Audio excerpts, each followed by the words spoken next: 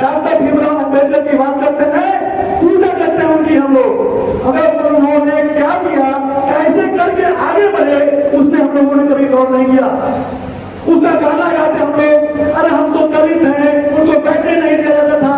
अरे सबकी बात है, जब उनको बैठने नहीं दिया जाता था तब उन्होंने पढ़ करके विश्व के 9वें रत्न बने।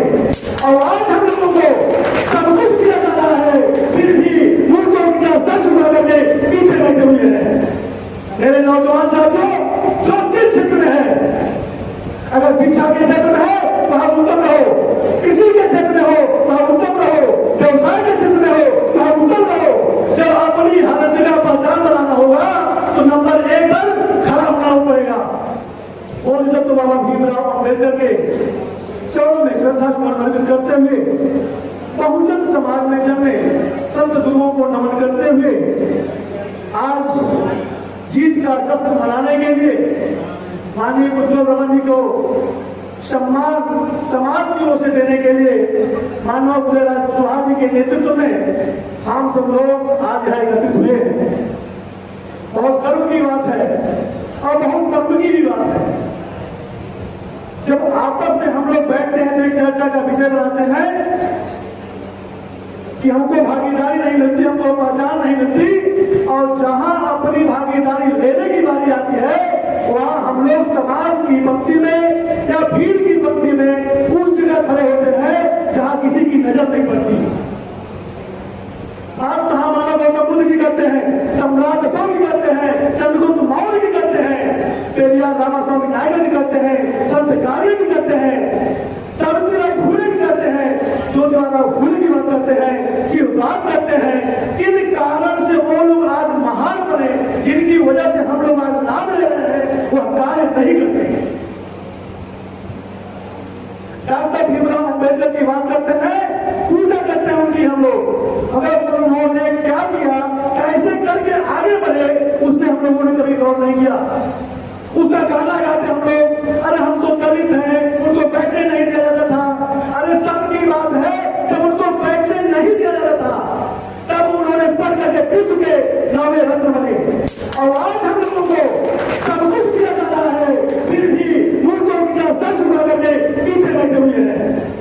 मेरे नौजवान साथियों, जो जिस क्षेत्र में है, अगर शिक्षा के क्षेत्र में है वहां उत्तम रहो, कृषि के क्षेत्र में हो वहां उत्तम रहो, व्यवसाय के क्षेत्र में हो वहां उत्तम रहो। जब अपनी हर जगह पहचान बनाना होगा तो नंबर 1 पर खड़ा होना पड़ेगा। और हम लोग खड़े होने के लिए तैयार नहीं, हिस्सेदारी और हकदारी की बात करते हैं। अपने घर की एक छोटी सी कहानी ले लीजिए।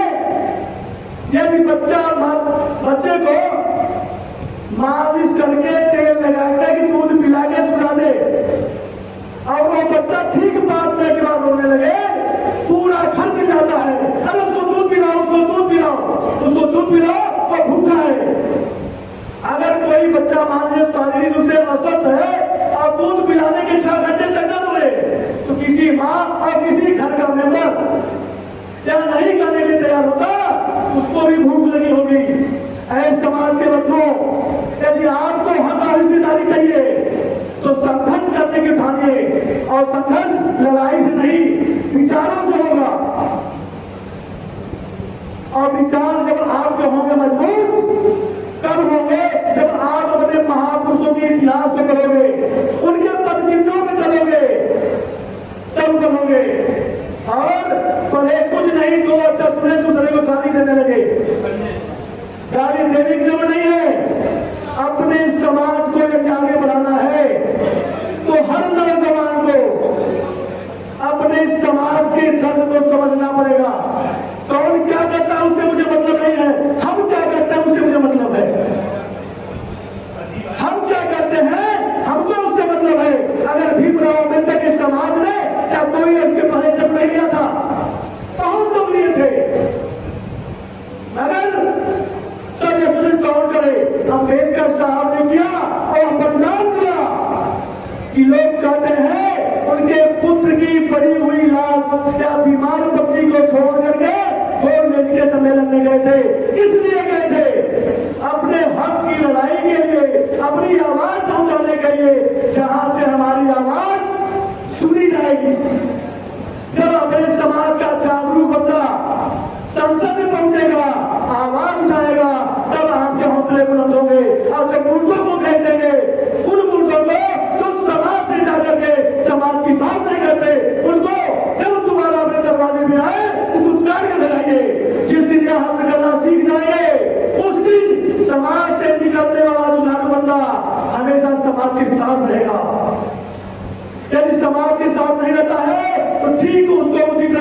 फेंकिए।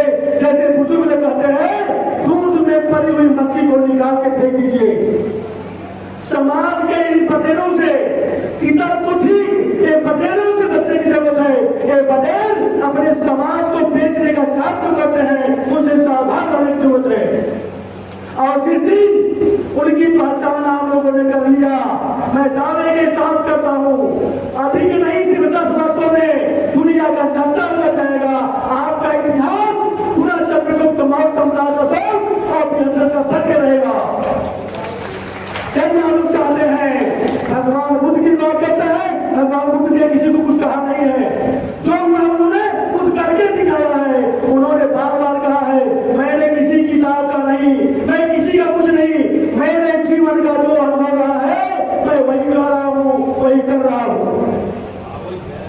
इसी तरह से ज्योतिबा फूले, सावित्रीबाई फूले 1948 में बालिकाओं के लिए विद्यालय खोल करके इन बालिकाओं को पढ़ने का अधिकार दिया।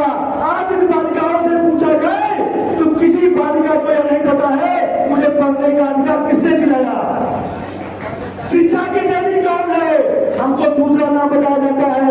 मैं कभी इतिहास के उल्लू बनने को पूरे से नहीं देखा कि हमको शिक्षा का अधिकार किसने दिलाया। अपने जीवन काल में सावित्रीबाई फूले और ज्योतिबा फूले ने 18 कन्याओं के विद्यालय खोले थे।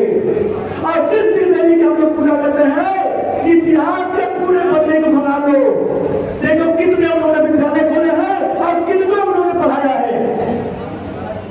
मेरे माता बहनों, मेरे नौजवान साथियों, अगर बनना है तो पूजा मत करो, मैं कहता हूं किसी की पूजा मत करो, पूरी जानकारी करो।